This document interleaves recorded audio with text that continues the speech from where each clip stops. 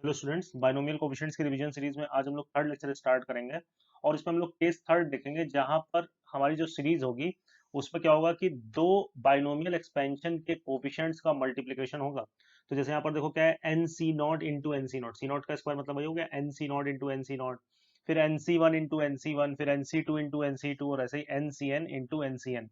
तो ये बाइनोमियल किन दो बाइनोमियल एक्सपेंशन के कोएफिशिएंट्स का प्रोडक्ट लिखा हुआ है, वन प्लस एक्स की पावर एन, और यहाँ पर चूंकि स्क्वायर है यानी कि N C not into N C not है, तो दूसरा भी वन प्लस एक्स की पावर एन टाइप का ही एक्सपेंशन है। तो अब समझते हैं कि इस टाइप के क्वेश्चंस को कैसे टैकल करना है। तो हम लोग ने ये समझ लिया कि यहाँ पर पहचानेंगे कैसे सीरीज को कि दो पर्टिकुलर बाइनोमियल एक्सपेंशंस के बाइनोमियल कोफिशिएंट्स का प्रोडक्ट लिखा होगा। अब समझते हैं इनको सॉल्व कैसे करना है। यहाँ पर अगर आप ध्यान दो तो ये क्या लिखा हुआ है, देखो C not into C not, ठीक भाई, N C not into N C not, C one into C one, फिर ऐसे ही C2 into C2 and so on, है ना। तो यहाँ पर अगर आप ध्यान दो तो क्या कांस्टेंट चल रहा है, ये जो नीचे वाली सबस्क्रिप्ट है उसका डिफरेंस कांस्टेंट चल रहा है ना। डिफरेंस कांस्टेंट है, zero minus zero zero, one minus one zero, two minus two zero, तो डिफरेंस इज कांस्टेंट। ठीक, जो लोअर सबस्क्रिप्ट है उसका डिफरेंस कांस्टेंट है। या फिर आप ऐसे भी बोल सकते हो कि अगर आप इसका जनरल टर्म लिखते टी आर, वो क्या आता है N C R into N C R. तो जनरल टर्म से भी ये चीज पहचान सकते हैं कि जनरल टर्म में देखो आर माइनस आर क्या आ रहा है, जीरो आ रहा है, यानी कि जनरल टर्म में जो डिफरेंस है वो कांस्टेंट है और आर से इंडिपेंडेंट है। तो दो टाइप के क्वेश्चन हो सकते हैं, एक में डिफरेंस कांस्टेंट हो सकता है और एक में सम कांस्टेंट हो सकता है। तो अभी फिलहाल देखते हैं कि जब डिफरेंस कांस्टेंट होगा तो हमें कैसे क्वेश्चन को डील करना है। तो हम लोग ने ये तो पहचान लिया था अभी ऊपर ही कि किन दो बाइनोमियल एक्सपेंशन के कोफिशिएंट मल्टीप्लाइड है। दोनों वही है, वन प्लस एक्स की पावर एन और दूसरा भी वन प्लस एक्स की पावर एन है, क्योंकि वन प्लस एक्स की पावर एन में ही n C not n C one n C two आएगा। ठीक, तो जब डिफरेंस कांस्टेंट होगा तो एक को तो आप सीधे सीधे लिख लो ऐसे ही कि वन प्लस एक्स की power N is equals to C not plus C one x plus C two x square and so on, और ऐसे ही लास्ट में क्या आ जाएगा, सी एन एक्स की पावर एन। और दूसरा भी वन प्लस एक्स की पावर एन के ही कोफिशिएंट है, लेकिन जब डिफरेंस कांस्टेंट हो तो दूसरे को पलट के लिख लो।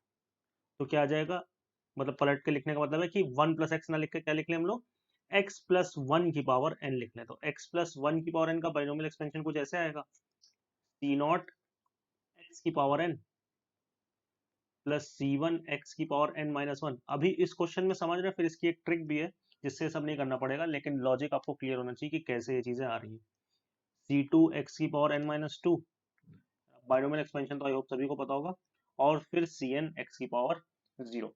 ठीक, फिर हम लोग क्या करेंगे अब कि हम लोग इन दोनों को मल्टीप्लाई करेंगे और कोफिशिएंट ऑफ, अभी चलो पहले मल्टीप्लाई कर लेते हैं फिर समझते हैं ना। Multiply both expansions. ठीक, तो देखो लेफ्ट हैंड साइड पे तो क्या आ जाएगा, वन प्लस एक्स की पावर एन ये भी है, एक्स प्लस वन की पावर एन, तो वन प्लस एक्स की पावर एन ये भी है, तो दोनों को मल्टीप्लाई करोगे तो कितना आ जाएगा, वन प्लस एक्स की पावर टू एन। ठीक है, अब जरा तुम ध्यान दो कि इसमें कोफिशिएंट्स क्या क्या बनेंगे जब तुम इन दोनों को मल्टीप्लाई करोगे। तो क्या क्या आएगा, कांस्टेंट टर्म कितना आएगा, कांस्टेंट टर्म आएगा सी नॉट इंटू सी एन, है ना, दो ब्रैकेट्स लिखे हैं और इनको मल्टीप्लाई करें तो कांस्टेंट टर्म आएगा सी नॉट इंटू सी एन।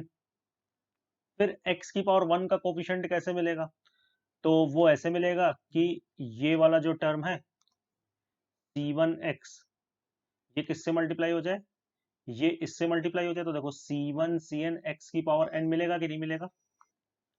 एक तरीका तो यही हो गया कि ये क्या हो जाए, सी वन सी एन हो जाए, तो चलो लिख लिया सी वन सी एन, ये एक्स का कोफिशिएंट आएगा।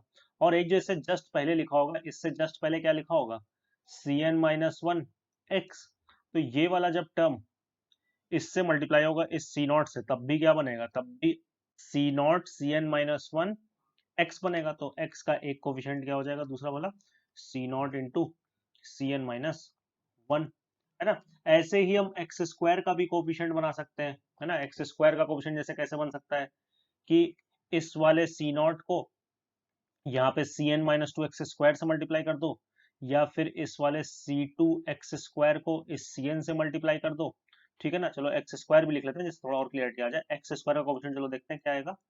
तो देखो x² का कोफिशिएंट कैसे कैसे बनेगा एक बार समझ लेते हैं।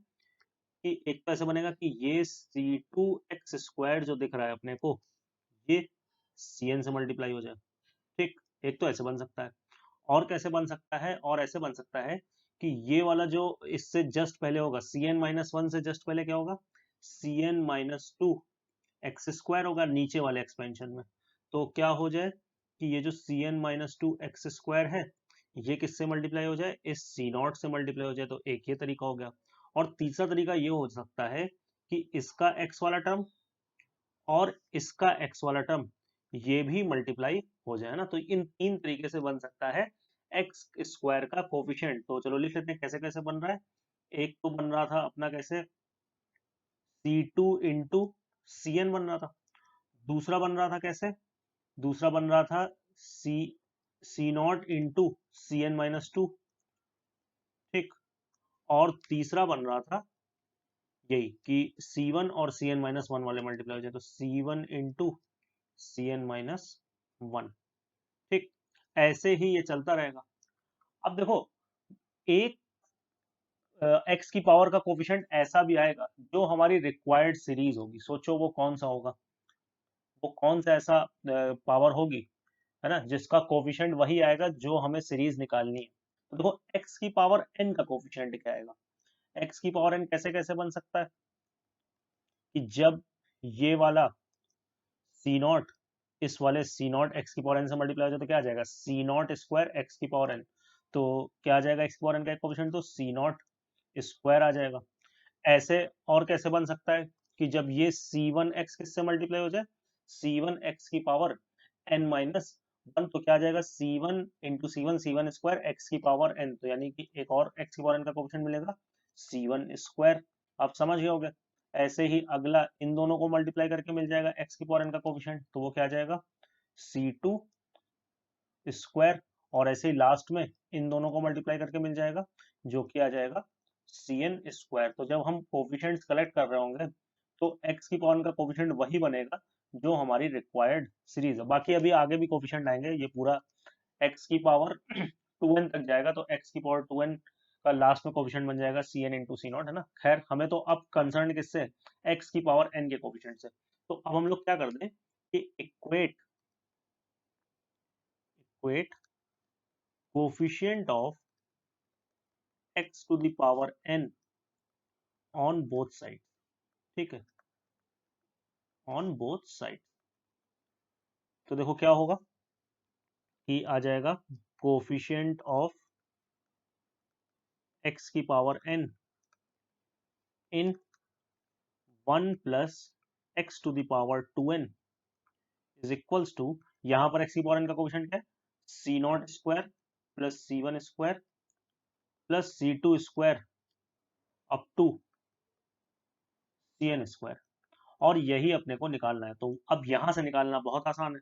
तो यहाँ से कैसे आसानी से निकाला जा सकता है, एक तो आप डायरेक्ट सोच सकते हो या फिर आप ऐसे सोच सकते हो कि इसका जनरल टर्म क्या होगा। ये तो आपको आता होगा बाइनोमियल में, 2ncr x की पावर r। हमें किसका कोफिशिएंट चाहिए, x की पावर n का।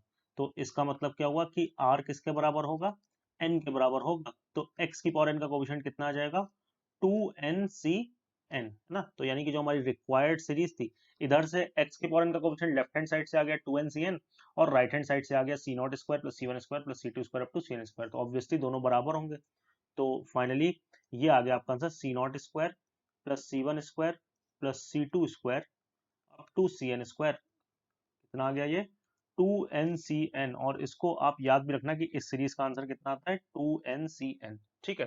तो अगर इस वाले में हम लोग देखें तो इस वाले में क्या था कि जो डिफरेंस था वो कांस्टेंट था। और आपको याद रखना है कि जब डिफरेंस कांस्टेंट होगा तो अपने को क्या करना है कि जिन बाइनोमियल कोफिशिएंट्स के एक्सपेंशंस के कोफिशिएंट्स का प्रोडक्ट लिखा होगा, एक को 1 प्लस एक्स टाइप से लिखेंगे और एक को x प्लस 1 टाइप से लिखेंगे ना। और फिर देख लेंगे कि किसके कोफिशिएंट से अपना काम हो रहा है। वो भी पहचानना बहुत आसान होगा कि x, जैसे यहाँ पर x की पावर n के कोफिशिएंट इक्वेट करके आया, वो भी पहचानना बहुत आसान होगा। उसका भी अभी आपको लॉजिक समझाते हैं इसी क्वेश्चन को थोड़ा सा मॉडिफाई करके। कि हमें किस चीज का एक्चुअल में कोफिशिएंट इक्वेट करना पड़ेगा, हमें ऐसे सोचना ना पड़े कि कौन से कोफिशिएंट इक्वेट करेंगे तो हमारी सीरीज आएगी। ठीक है, देखो अगर सेकंड क्वेश्चन पे तुम ध्यान दो तो ये भाई जो फर्स्ट क्वेश्चन हम लोग करके आए सेम वही क्वेश्चन ही लिखा हुआ है। ठीक है, क्योंकि देखो फर्स्ट क्वेश्चन क्या था, सी नॉट स्क्वायर था, तो C not into C not plus C one into C one plus C two into C two, ये फर्स्ट क्वेश्चन था। और इसमें देखो जरा क्या लिखा हुआ है, इसमें लिखा हुआ है C not into C n. ठीक है, फिर C one into C N minus one, इस टाइप की चीज लिखी हुई है। और ये हमारा सेकंड क्वेश्चन है और ये हमारा फर्स्ट क्वेश्चन था। अब मैं बोल रहा हूँ दोनों सेम है, तो मेरे ख्याल से सभी ने ऑब्जर्व कर लिया होगा, क्योंकि हमें पता है कि N C R is equals to N C N minus R होता है। तो हम लोग क्या बोल सकते हैं कि पहले सी नॉट को सी नॉट बोलने दें और एन सी नॉट को क्या और बोल सकते हैं, एन सी एन। ठीक है, पहले सी वन को सी वन ही रहने दें और एन सी वन को इस फॉर्मूले की हेल्प से क्या बोल सकते हैं, N C N minus one, तो ये सी एन माइनस वन आ जाएगा। फिर ऐसे ही ये सी टू रहने दिया, ये सी एन माइनस टू आ गया। ऐसे हम लोग हर बार पहले वाले को चेंज कर रहे हैं, सॉरी पहले वाले को कांस्टेंट रख रहे हैं, दूसरे को चेंज कर रहे हैं, तो ऐसे ही सी एन और एन सी एन किसके बराबर आ जाएगा, एन सी नॉट। तो देखो वही क्वेश्चन बन गया जो हमें निकालना। तो अब आंसर तो हमें पता है कि जब सेम ही चीज लिखी हुई है तो पहले का आंसर था 2NCN, तो इसका भी आंसर क्या आएगा 2NCN। लेकिन इसमें अगर तुम ऑब्जर्व करो तो उसमें क्या था, इस वाले में देखो अगर क्या है कि हर टर्म में लोअर सबस्क्रिप्ट का डिफरेंस कांस्टेंट है। इसमें अगर तुम ध्यान दो तो हर टर्म में लोअर सबस्क्रिप्ट का सम कांस्टेंट है, जीरो और एन को जोड़ो तो एन आएगा, वन और एन माइनस वन को जोड़ो तो एन आएगा, टू और एन माइनस टू को जोड़ो तो एन आएगा, है ना। ऐसे ही एन और जीरो को जोड़ो तो एन आएगा। तो अब इसमें हमें क्या करना है, पहली बात तो कि इसमें भी सेम उन्हीं दोनों बाइनोमियल एक्सपेंशन के कोफिशिएंट्स मल्टीप्लाइड है, वन प्लस एक्स की पावर एन और वन प्लस एक्स की पावर एन। लेकिन जब डिफरेंस कांस्टेंट होता था तो हम लोग पलट के लिखते थे, जब सम कांस्टेंट होगा तो हम लोग दोनों को एक ही साइड लिखेंगे, मतलब वन प्लस एक्स की पावर एन और फिर से वन प्लस एक्स की पावर एन ही लिखेंगे और फिर उनको मल्टीप्लाई करेंगे। उसमें हमने क्या किया डिफरेंस कांस्टेंट में, वन प्लस एक्स की पावर एन और एक्स प्लस वन की पावर एन को मल्टीप्लाई किया था। तो ये देखो हम लोग ने सेम साइड से ही दोनों एक्सपेंशन लिख लिए। अब कांस्टेंट सम क्या आ रहा था, कांस्टेंट सम आ रहा था हर टर्म में एन आ रहा था। ठीक है, तो अब हम लोग क्या करेंगे, बस सीधे मल्टीप्लाई, अब पूरा नहीं लिखेंगे जैसे उसमें लिखा था समझने के लिए, हम लोग क्या बोलेंगे, मल्टीप्लाई एंड इक्वेट,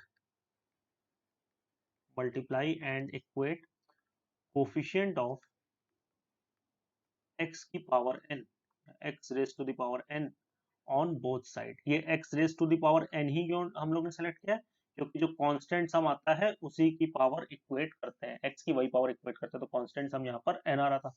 तो क्या अब दोनों साइड मल्टीप्लाई करना है और बस सीधे डायरेक्ट क्या करना है, एक्स की पावर एन के कोफिशिएंट को इक्वेट करना है। तो इधर तो वही लिख दिया, coefficient of x to the power n in, इन दोनों को मल्टीप्लाई करेंगे तो अगेन वन प्लस एक्स की पावर टू एन आ जाएगा। और जरा इधर देखते हैं कि कैसे कैसे x की पावर n का कोफिशिएंट बन रहा है। ठीक है, तो एक तो ये तब बनेगा x की पावर n का कोफिशिएंट जब ये सी नॉट इस सी एन से मल्टीप्लाई होगा, तो C not into C n into x की पावर n आएगा। और कैसे बन सकता है, जब ये सी वन इस सी एन माइनस वन से मल्टीप्लाई होगा, तो देखो C one x C N minus one x की पावर एन माइनस वन, तो मल्टीप्लाई करने पे क्या आएगा, C one into C N minus one into x की पावर एन।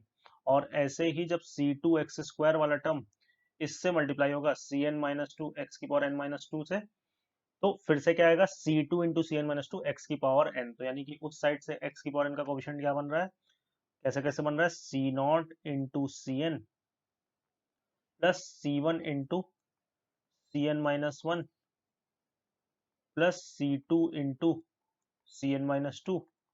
और ऐसे ही लास्ट में ये सी एन एक्स की पावर एन और सी नॉट मल्टीप्लाई हो जाएंगे, तो plus C n into C naught. और बाकी इधर से तो हम लोग निकाल के आए हैं पिछले पार्ट में, क्या आया था, टू एन सी एन, तो टू एन सी एन ये आ गया और ये हमारी रिक्वायर्ड सीरीज है। ठीक, तो आंसर कितना आ गया, टू एन सी एन। अब लेकिन हर क्वेश्चन में हमें ऐसे नहीं करना, अब हम इसकी ट्रिक समझते हैं कि कैसे आंसर तुरंत लिखा जाए। ठीक है, चाहे फर्स्ट टाइप हो या सेकंड टाइप हो। तो जैसे मान लो कि एग्जाम में क्वेश्चन यही आ गया कि इसका हमें सम निकालना है, C not square C one square C two square up to C n square, है ना। हमें ये सम निकालना है। तो अब इसकी ट्रिक समझते हैं कि इसकी ट्रिक क्या है। देखो ट्रिक ये है कि अभी अगर हम लोग थोड़ा डिटेल में ट्रिक समझें, तो आप क्या करो कि जनरल टर्म लिख लो। तो जनरल टर्म क्या आएगा, प्रोडक्ट में लिखो ना, ऐसे स्क्वायर करके ना लिखो, N C R into N C R, ये जनरल टर्म आएगा। और सीरीज कंप्लीट है, कोई टर्म छूटा तो है नहीं भाई, एन सी नॉट के पीछे नहीं जा सकते और एन सी एन के आगे नहीं जा सकते, तो हम लोग ये बोल सकते हैं कि ये सीरीज कंप्लीट है, कुछ छूटा नहीं है इसमें, है ना। अब मान लो मैं सीरीज सी वन स्क्वायर से स्टार्ट करता, तो हम लोग बोलते सीरीज इनकम्प्लीट है, सी नॉट स्क्वायर मिसिंग है, तो अभी फिलहाल सीरीज कंप्लीट है। ये तो पहली बात। उसके बाद क्या करो कि अभी क्या कांस्टेंट है, डिफरेंस कांस्टेंट है, ठीक।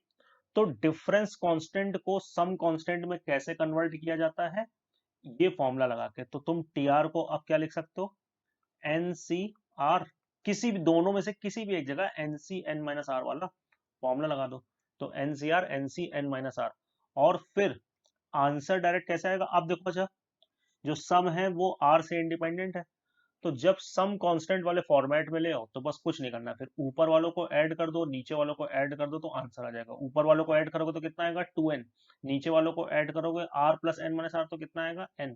तो आंसर कितना हो जाएगा, सीधे सीधे 2n तो अब आंसर तो हम लोग ऐसे ही निकालेंगे, ये पूरा मल्टीप्लाई कोफिशिएंट इक्वेट दुनिया भर की चीज ये सब नहीं करेंगे, है ना। तो डिफरेंस कांस्टेंट हो सम कांस्टेंट हो, तुम हमेशा सम कांस्टेंट बना लो, ठीक है। और जनरल टर्म लिखने की भी जरूरत नहीं है, किसी भी एक टर्म में काम कर लो कि ये सी नॉट स्क्वायर था, तो C not into C not लिख के, मतलब इसे सी नॉट स्क्वायर लिखा था पहला टर्म, हमें ये पैटर्न दिख गया कि भाई सम कांस्टेंट है और फिर डिफरेंस कांस्टेंट है, तो इसको सी नॉट इंटू सी एन लिख लो, ऊपर तो एन रहता ही है, तो ऊपर वालों को जोड़ दो 2n, नीचे वालों को जोड़ दिया n, तो 2n सी एन आपका आंसर आ गया, ठीक। और सम कांस्टेंट है तब तो ये स्टेप भी करने की जरूरत नहीं है ये वाला, तब तो डायरेक्ट बस ऊपर वालों को जोड़ा, जैसे इस क्वेश्चन में ऊपर वालों को जोड़ा, नीचे वालों को जोड़ा और आंसर बोल दिया 2n। तो ये काम तब करेंगे जब हमें हर जगह प्लस साइन दिख रहा हो, पहली बात, और दूसरी बात सीरीज कंप्लीट हो। सीरीज कंप्लीट नहीं होगी तो वो मैनिपुलेशन बहुत ईजी होगा। अब आगे क्वेश्चन इसी ट्रिक से करते हैं। अब ये क्वेश्चन है, देखो, N C not into N plus two C three N C one into N plus two C four. तो पहली बात तो अगर हम लोग ये देखेंगे किन बाइनोमियल एक्सपेंशन के बाइनोमियल कोफिशिएंट मल्टीप्लाइड है, तो वन प्लस एक्स की पावर एन के और वन प्लस एक्स की पावर एन प्लस टू के, ठीक है। अब जैसे दूसरी चीज पूछे तुमसे कोई कि क्या कांस्टेंट चल रहा है, अभी तो फिलहाल डिफरेंस कांस्टेंट चल रहा है, 3 - 0 0 4 3 - 0, ये कौन सी मैथ है, 3 - 0 3 4 - 1 3 5 - 2 3, डिफरेंस कांस्टेंट चल रहा है।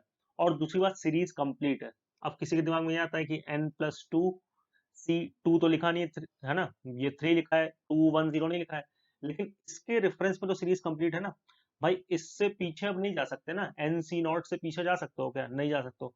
तो दोनों में से किसी एक के रेफरेंस में सीरीज कंप्लीट होनी चाहिए। इधर से डैश डैश डैश है, तो हम मान लेंगे कि राइट हैंड साइड से सीरीज कंप्लीट है। तो बस हमें करना क्या है अब, कि चाहे तो हम जनरल टर्म लिख लें और बिना जनरल टर्म लिखे भी कर सकते हैं, लेकिन चलो एक बार जनरल टर्म लिख के करते हैं। N C r n plus two C, जो यहाँ पर लिखा है उससे 3 बड़ा लिखा है, यहाँ 1 है तो 4 है, तो यहाँ आर है, तो यहाँ R plus three. Difference constant को सम कांस्टेंट में बनाने के लिए दोनों में से किसी भी एक जगह N C N minus R वाला फॉर्मूला लगा दो। तो ये क्या आ जाएगा, N C N minus R, तुम चाहो तो इसको एन सी आर रखो, दूसरे वाले में लगा दो N plus two C R plus three, ठीक है। अब आंसर क्या आएगा, आंसर आता है कैसे, ऊपर वालों को ऐड कर देते हैं और नीचे वालों को ऐड कर देते हैं। तो ऊपर वालों को ऐड कर रहे हैं तो कितना आ रहा है, 2n+2, और नीचे वालों को ऐड कर रहे हैं तो कितना आ रहा है, n+3। तो 2n+2 c n+3, यही आपका आंसर हो गया, है ना। बाकी आप जनरल टर्म ना भी लिखो, तो बस जो पहला टर्म था उसी में ये काम कर लेते हैं कि ये पहला टर्म है यहाँ पर, तो एन सी नॉट को लिख सकते हैं एन सी एन, और एक बार एनसीएन माइनस आर वाला फॉर्मूला लगाओगे, पहले डिफरेंस कांस्टेंट है तो बाद में अपने आप सम कांस्टेंट होने लगेगा। तो अब आंसर तुम्हें लिखना होता तो आंसर बस क्या लिखते हैं भाई, ऊपर वालों को जोड़ते नीचे वालों को जोड़ते, तो 2n+2 c n+3, तो ऐसे भी सोच सकते हो ना, तो वो तुम्हारे ऊपर मैं छोड़ रहा हूँ, जैसे लिखना हो तो वैसे लिख लो। एक और क्वेश्चन जल्दी से देखते हैं। डिफरेंस कांस्टेंट चल रहा है, सीरीज कंप्लीट है क्योंकि एनसी नॉट के पीछे नहीं जा सकते, तो इसका जनरल टर्म अगर देखें तो एनसीआर इंटू 2 NCR है, ठीक है, दोनों में से किसी भी एक जगह N C N minus R वाला फॉर्मूला लगा दो तो सम कांस्टेंट हो जाएगा। तो N C N minus R to N C N minus, नहीं इसको तो ऐसे ही रखना है, टू एन सी आर है ना। एक ही में लगाएंगे, दोनों में लगाओगे तो फिर फायदा नहीं होगा, फिर से डिफरेंस कांस्टेंट आने लगेगा। अब क्या करना है, ऊपर वालों को ऐड करते हैं और नीचे वालों को ऐड करते हैं तो सीधे अपना आंसर आ जाता है। तो क्या आ जाएगा, 3nc। ठीक। और बाकी पूछा कि किन दो सीरीज के binomial expansions multiplied, binomial coefficients multiplied है। तो 1 + x⁴n और 1 + x⁴2n। तो अगर उस वाले तरीके से तुम्हें करना होगा तो तुम्हें क्या करना होगा, एक में तो इसका एक्सपेंशन ओपन करना होगा और एक बार तुम इसका एक्सपेंशन ओपन कर देना, x+1⁴2n, और फिर मल्टीप्लाई करके देखना कि x⁴n का कोफिशिएंट इक्वेट करोगे तो एक तरफ से सीरीज आ जाएगी और दूसरी तरफ से आंसर आ जाएगा। अब ये वाला क्वेश्चन है, n-3c4 2n+1c2 n-3c5 2n+1c3। तो किन दो सीरीज के बाइनोमियल कोफिशिएंट्स मल्टीप्लाइड है, 1 + x⁴n-3 और दूसरा है 1 + x⁴2n+1 ना। देख लें सीरीज प्रॉपर चल रही कि नहीं। तो 4 फिर 5 फिर 6 फिर 2 फिर 3 फिर 4, हाँ तो ठीक है। अब लेकिन इसमें देखो क्या है कि कुछ टर्म्स मिसिंग है ना, क्योंकि अभी हम 2 स्टेप और पीछे जा सकते हैं। 2n+1 वाला लिख सकते हैं और 2n+1 c0 वाली चीज लिख सकते हैं और उसके करस्पॉन्डिंग इसको भी लिख लेंगे। तो लेकिन पहले हम ये देखते हैं कि अगर सीरीज कंप्लीट लिखी होती तो आंसर क्या आता। तो उसके लिए हम क्या करें, या तो जनरल टर्म लिख लें या फिर किसी एक टर्म में, क्योंकि अभी डिफरेंस कांस्टेंट चल रहा है, 4 - 2 2, 5 - 3 2, 6 - 4 2। तो या तो किसी एक टर्म में वो काम कर ले या जनरल टर्म ही लिख ले डायरेक्ट, दोनों से ही काम हो जाएगा अपना। तो जनरल टर्म कितना आ जाएगा अपना, देखो पहले तो छोटे वाले से लिख लेते हैं, तो 2n+1 cr, और यहाँ पर 2 है तो यहाँ पर 4 है, यहाँ पर 3 है तो यहाँ पर 5 है, यानी कि 2 ज्यादा है, तो ये आ जाएगा n-3 cr+2। 2 ज्यादा है ना, इस वाले से 2 ज्यादा, 2 का 4, 3 का 5, 4 का 6। फिर क्या करना है, एक जगह NC n-r वाला फॉर्मूला लगाना है, तो पहले में लगा दो या दूसरे में, फर्क नहीं पड़ेगा आंसर पे। 2n+1c 2n+1 -r, और दूसरा वाला क्या है, दूसरा वाला ऐसे ही रहने दिया, n-3cr+2। अब आंसर कैसे आ जाता है, ऊपर वालों को ऐड कर देते हैं और नीचे वालों को ऐड कर देते हैं। तो ऊपर वालों को ऐड करेंगे तो कितना आएगा, 2n+1 और n-3 को ऐड करो जरा, तो कितना आ जाएगा, 3n-2 सी। नीचे वालों को ऐड कर रहे हैं तो कितना आ रहा है, 2n+3। लेकिन ये आंसर तो तब आता जब पूरी सीरीज लिखी होती, अभी पूरी सीरीज तो नहीं लिखी है, तो यानी इसमें कुछ एक्स्ट्रा भी आया होगा। तो जो सीरीज में नहीं लिखा हुआ है यहाँ पर उनको सब्ट्रैक्ट कर दो, क्योंकि इसमें तो पूरी सीरीज का सम आता है ना। तो क्या क्या नहीं लिखा हुआ है, तो 2n+1c1, मतलब इनसे दो पीछे वाले टर्म और लिख दो। तो इससे जस्ट पीछे क्या आएगा, देखो 5 से 4 हुआ तो 4 से 3 होगा, तो n-3c3, और 2n+1c2 से पहले क्या आया होगा, 2n+1c1 माइनस, अब एक इससे पीछे वाला भी और पीछे जा सकते हैं, तो n-3c2 इंटू 2n+1c0। ठीक। अब ये तो और पीछे जाने के लिए रेडी, लेकिन ये नहीं रेडी है क्योंकि इसमें 2n+1c0 आ गया है, तो अब इसके पीछे हम नहीं जा सकते, तो बस यही हमारा आंसर आ जाएगा। तो यहाँ पर हुआ क्या कि जब हम लोग ने आंसर लिखा, तो ये आंसर, ये जो लॉजिक है या ट्रिक है, ये तब लगती है जब पूरी सीरीज हो, ऊपर वालों को जोड़ दिया और नीचे वालों को।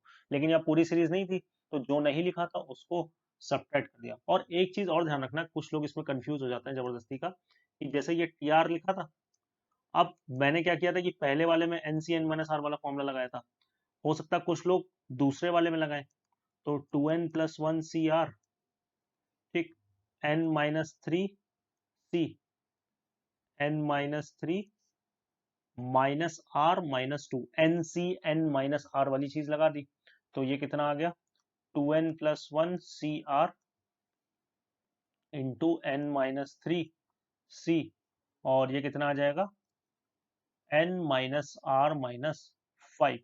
और फिर वही आंसर कैसे लिखा जाता है, ऊपर वालों को जोड़ देते हैं और नीचे वालों को जोड़ देते हैं, तो क्या आ जाएगा, 3n-2c, इन दोनों को जोड़ोगे तो r से r कैंसिल हो जाएगा, तो क्या आ जाएगा, n-5, बाकी पहले वो कर लेते हैं, फिर आपको समझाते हैं कि यहाँ पे मैं क्या बताना चाह रहा हूँ। जो दो एक्स्ट्रा टर्म है उनको सब्ट्रैक्ट कर देते हैं। n-3c3 into 2n+1c1 minus n-3c2 into 2n+1c0। अब लोग क्या कहते हैं कि मेरे आंसर में तो ये चीज आ रही है और इस वाले आंसर में ये चीज आई है, तो ये दोनों बेटा सेम ही चीज लिखी हुई है, बस तुम दोनों में से इनमें भी किसी एक में N C N minus R लगा दो तो वही आ जाएगा। जैसे इस वाली चीज में N C N minus R लगाओ तो 3n-2 c 3n-2 -n+5। तो देखो ये चीज किसके इक्विवेलेंट आ जाएगी, ये चीज आ जाएगी 3n-2 c, और ये कितना आ जाएगा 2n+3, वही चीज आ जाएगी। तो ये दोनों सेम ही चीज है। अगर आपको एक से दूसरे में कन्वर्ट करना हो तो फिर से NCn-r लगा दो, है ना। तो मैं ये बताना चाह रहा था कि यहाँ पर हम इसमें NCn-r लगाएं या इसमें NCn-r लगाएं, उससे फर्क नहीं पड़ता, आंसर सेम आता है ना। और डिफरेंस कांस्टेंट है तो लगाते हैं, सम कांस्टेंट होगा तो लगाने की जरूरत ही नहीं है, तब तो डायरेक्ट ऊपर वालों को ऐड किया और नीचे वालों को ऐड। चलो अब ये क्वेश्चन है, देखो C0 × C2 + 2C1 × C3 + 3C2 × C4। तो इसमें भी वो चीज तो चल रही है कि डिफरेंस कांस्टेंट है 2 - 0 2 3 - 1 2 4 - 2 2, लेकिन एक कांस्टेंट नंबर में मल्टीप्लाई हो रहा है हर स्टेप में, मतलब पहले में 1, फिर दूसरे में 2, फिर तीसरे में 3 एंड सो ऑन। तो फिर इसको कैसे सॉल्व किया जाए, तो इसमें हम लोग क्या करते हैं कि पहले जनरल टर्म लिख लेते हैं।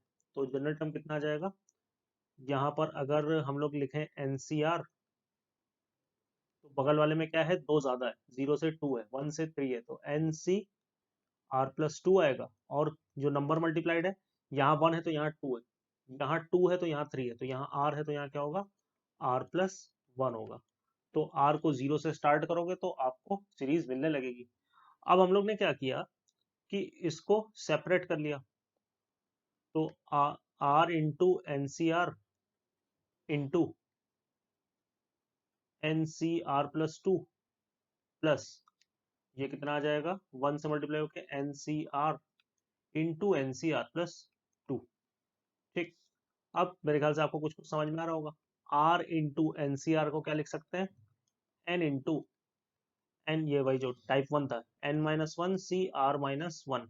और यहीं पे साथ साथ क्या करते हैं कि एक जगह NCn-r वाला फॉर्मूला भी लगा लेते हैं। तो ये कितना आ जाएगा, NCn-r-2 प्लस NCR इंटू, यहाँ भी इसी जगह लगा लेते हैं, NCn-r-2। ठीक, अब देखो, अब पूरा काम हो गया।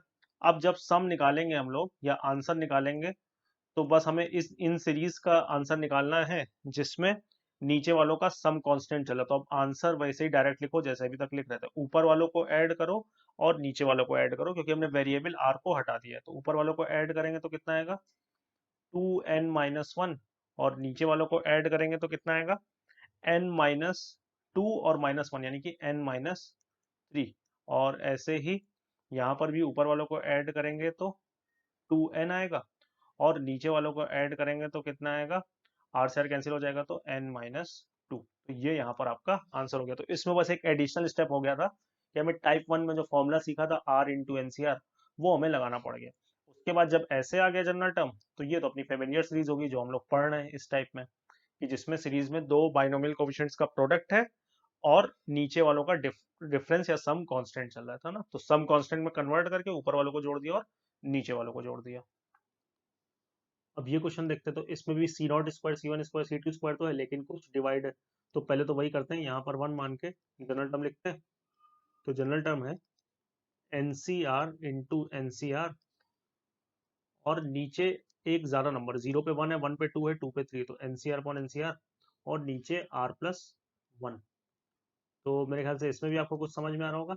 NCR अपॉन R+1 को हम लोग क्या लिख सकते हैं, हम लोग लिख सकते हैं N+1 CR+1 अपॉन N+1।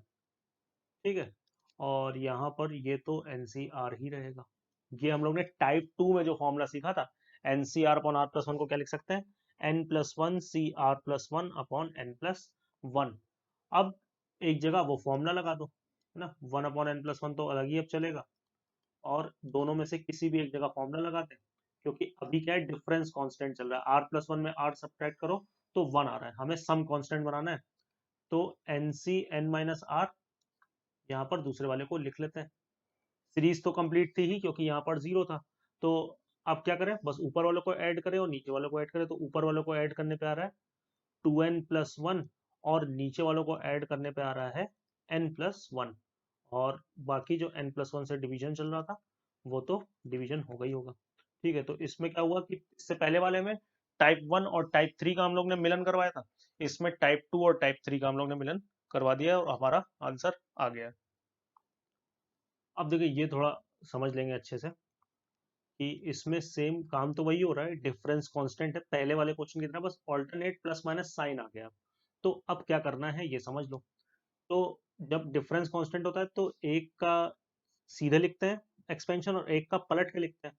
तो अब की प्लस माइनस को कंपनसेट करने के लिए एक बार हम लोग लिखेंगे एक्सपेंशन 1 माइनस एक्स की पावर एन का, और एक बार लिखेंगे एक्स प्लस 1 की पावर एन का। ठीक है, तो 1 माइनस एक्स की पावर एन का एक्सपेंशन हो जाएगा C naught minus C one x plus C two x square minus and so on.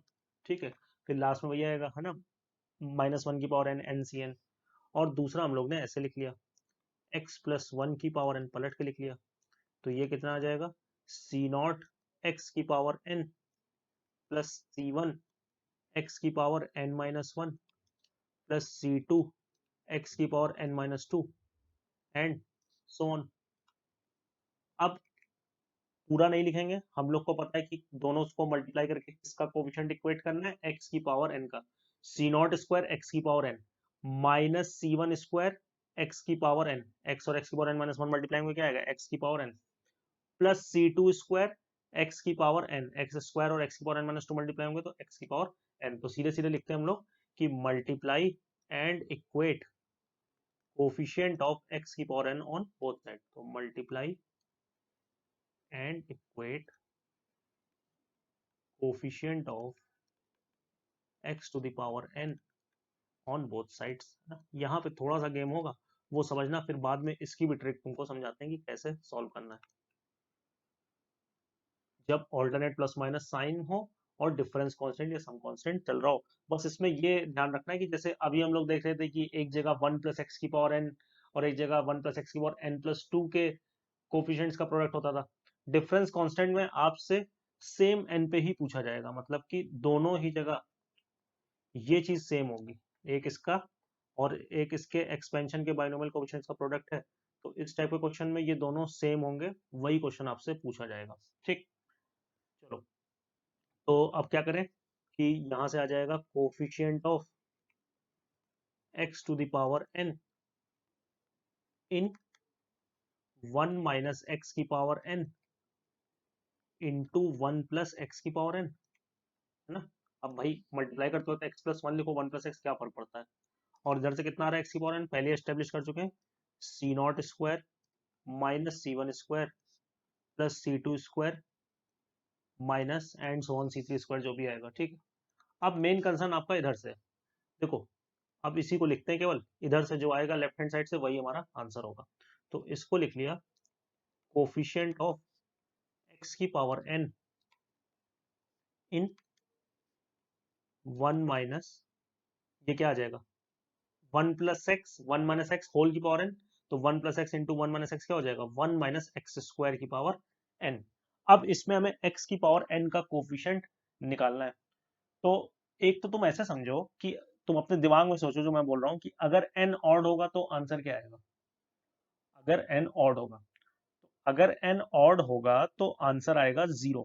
क्यों, क्योंकि जब तुम 1 माइनस एक्स स्क्वायर की पावर एन को एक्सपैंड करोगे तो क्या होगा कि सारी इवन पावर्स ही आएंगी, क्योंकि एक्स स्क्वायर की पावर 1 आएगी, फिर एक्स स्क्वायर की पावर 2 आएगी, फिर एक्स स्क्वायर की पावर 3 आएगी। तो अगर एन ऑड हुआ तो कोफिशिएंट, मान लो एन की वैल्यू 7 है, तो क्या एक्स की पावर 7 का कोफिशिएंट कहीं पर आएगा 1 माइनस एक्स स्क्वायर की पावर 7 के एक्सपेंशन में, तो नहीं आएगा। ठीक है, और अगर एन इवन होगा तो क्या आएगा। तो ज्यादा दिमाग ना लगा के हम लोग इसको कैसे सोच सकते हैं कि हम लोग इसका जनरल टर्म लिख लें। तो इसका जनरल टर्म जो आएगा वो कितना आ जाएगा, वो आ जाएगा N C r minus one की पावर आर और फिर एक्स की पावर 2 आर। ठीक है, जनरल टर्म आई होप आपको लिखना आता है। अब हमें क्या चाहिए, कोफिशिएंट ऑफ एक्स की पावर एन चाहिए, तो इस एक्स की पावर को किसके बराबर कर दें, 2r के बराबर कर दें, या n के बराबर कर दें, इस 2r को किसके बराबर कर दें, n के बराबर कर दें। तो खुद सोचो कि अगर n ऑड होगा, इफ n इज ऑड, तो r एग्जिस्ट ही नहीं करेगा, r डज नॉट एग्जिस्ट। क्यों नहीं एग्जिस्ट करेगा, क्योंकि n ऑड है और इधर सामने 2r लिखा है, तो वो इवन है, तो एक इवन नंबर एक ऑड नंबर के बराबर ही नहीं होगा, तो r डज नॉट एग्जिस्ट। मतलब कि फिर वो कोफिशिएंट बनेगा ही नहीं x की पावर n का, यानी कि वो कोफिशिएंट क्या होगा, 0 होगा। और अगर n इवन होगा, अगर n इवन होगा, तो r की वैल्यू कितनी आ जाएगी, n/2 आ जाएगी। इवन बराबर इवन तो हो ही सकता है ना, तो n इवन है, तो n 2 से डिवाइड होकर एक इंटीजर दे देगा, और r एक होल नंबर ही होता है, हमें पता है ना। और अगर n ऑड होता, तो r बराबर n/2, तो ऑड कभी 2 से डिवाइड ना होता, तो r फ्रैक्शनल आता, तो वो तो होगा नहीं, ठीक है। तो यानी कि अब अगर हम लोग आंसर लिखें, तो पहली बात तो लिख सकते हैं कि आंसर आएगा 0 कब, इफ n इज ऑड, ठीक, इफ n इज ऑड। और जब n इवन है, तो r की वैल्यू n/2 तुम इस कोफिशिएंट में उठा के रख दो, है ना।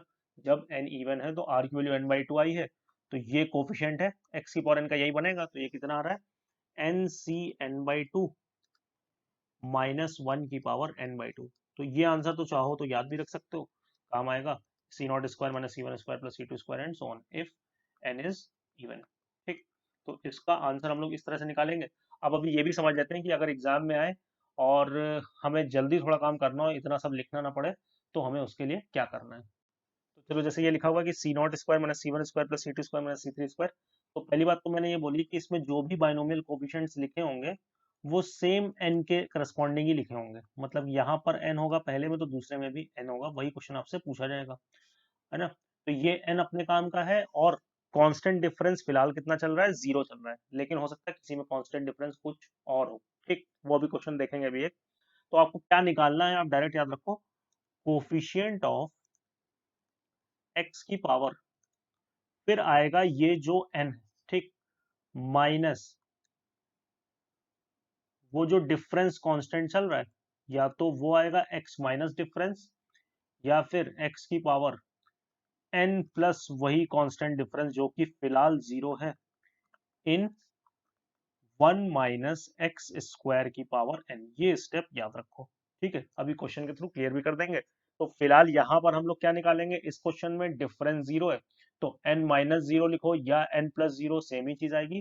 तो कोफिशिएंट ऑफ x की power n in 1 minus x square की पावर n, और वही हम लोग ने निकाला भी है ना, ठीक है ना।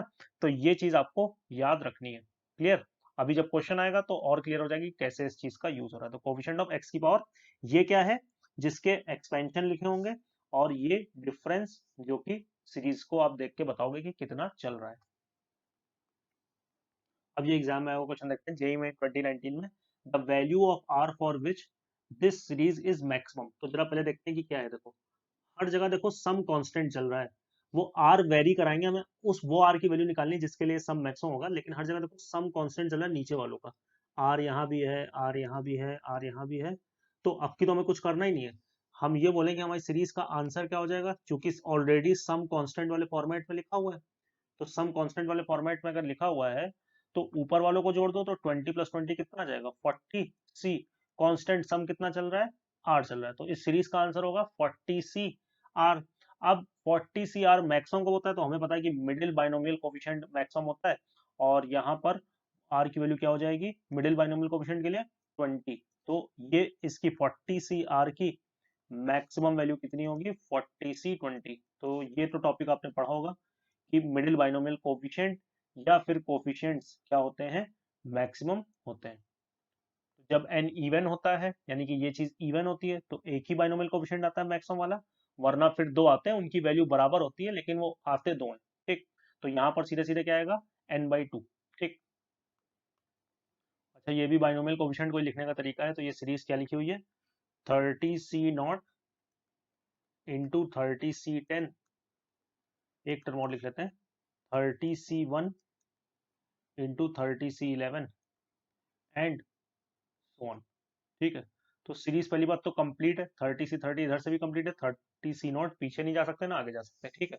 ऑल्टरनेट प्लस माइनस चल रहा है तो अभी ट्रिक इस्तेमाल करेंगे अपनी, और किसके बाइनोमियल कोफिशिएंट्स लिखे हुए हैं, 1 प्लस माइनस एक्स की पावर 30 के बाइनोमियल कोफिशिएंट्स का प्रोडक्ट लिखा हुआ है, और कांस्टेंट डिफरेंस कितना चल रहा है, 30 चल रहा है। तो अब ट्रिक क्या सीखी हम लोग ने कि हम लोग को आंसर कैसे लिखना है, कोफिशिएंट ऑफ एक्स की पावर जो भी यहाँ पर n है तो 30 माइनस कांस्टेंट डिफरेंस, तो कांस्टेंट डिफरेंस कितना है 10, तो कोफिशिएंट ऑफ x की पावर 30 माइनस 10, या फिर दोनों में कुछ भी निकाल लो काम चल जाएगा, तो मैं दोनों ही निकाल के दिखा दे रहा हूँ, तुम एग्जाम में किसी एक से ही काम चल रहा है ना, 30 माइनस 10 या फिर n प्लस कांस्टेंट डिफरेंस, यानी कि 30 प्लस कांस्टेंट डिफरेंस जो कि 10 है, इन 1 माइनस एक्स स्क्वायर की पावर 30, ठीक। तो यानी कि कोफिशिएंट ऑफ x की पावर 20, और दोनों सेम ही आएंगे है ना, आंसर दो तो आएंगे नहीं, इन 1 माइनस एक्स स्क्वायर की पावर 30, ठीक है। तो एग्जाम में तो हमें ये सब लिखने की भी जरूरत नहीं पड़ेगी, हम डायरेक्ट ये स्टेप सोच सकते हैं अपने दिमाग में, और इसका जनरल टर्म कितना होगा, 30CR माइनस 1 की पावर R एक्स की पावर 2R, ठीक है। तो हम क्या चाहते हैं कि 2R या तो किसके बराबर हो जाए, या तो 20 के बराबर हो या 40 के बराबर हो, तो R की वैल्यू या तो 10 आएगी या 20 आएगी। तो आंसर हम क्या बोल सकते हैं, R की वैल्यू 10 रखोगे तो कितना आएगा, 30C10 माइनस 1 की पावर 10 कितना होगा, माइनस 1 की पावर 10 हो जाएगा 1, या फिर R को 20 रखोगे तो कितना आएगा, 30C20 और माइनस 1 की पावर 20 भी कितना हो जाएगा, 20, माइनस 1 की पावर 20 भी कितना हो जाएगा, 1 हो जाएगा। तो आंसर या तो 30C10 बोल सकते हैं या 30C20, दोनों सेम ही वैल्यू है, NC n माइनस R से बराबर है, तो कौन सा ऑप्शन सही हो गया, ये वाला ऑप्शन सही हो गया है ना। तो जैसा मैंने बताया कि डिफरेंस में भी हम लोग ट्रिक इस टाइप की सोच सकते हैं।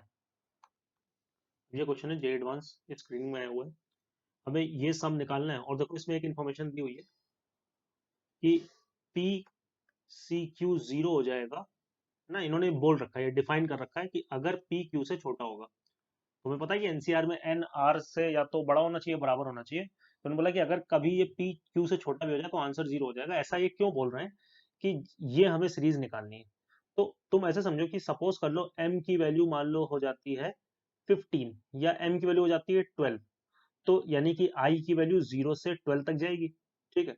तो आई की वैल्यू 0 से जब 12 तक जाएगी तो यहाँ पर 10C11 और 10C12 भी बनेगा, तो वो तो इररेलेवेंट है, तो उसको इन्होंने बोला है कि जीरो ले लो, है ना। तो इन शॉर्ट अब बस हमें क्या सोचना है कि इस सीरीज का आंसर कैसे निकलेगा, तो इसमें क्या है कि 1 प्लस एक्स की पावर 10 और 1 प्लस एक्स की पावर 20 के बाइनोमियल कोफिशिएंट्स मल्टीप्लाइड है, और अगर हम देखें तो ऊपर वालों का सम 30 और नीचे वालों का सम m, तो i से इंडिपेंडेंट है, तो ऊपर मतलब ये क्या है कि दो का प्रोडक्ट है और सम कांस्टेंट चल रहा है, तो हम लोग आंसर कैसे लिखते हैं, डायरेक्ट लिखते हैं। तो ऊपर वालों को जोड़ेंगे तो कितना आ जाएगा, ऊपर वालों को जोड़ेंगे तो आ जाएगा 30, और नीचे वालों को जोड़ेंगे तो आंसर आ जाएगा m।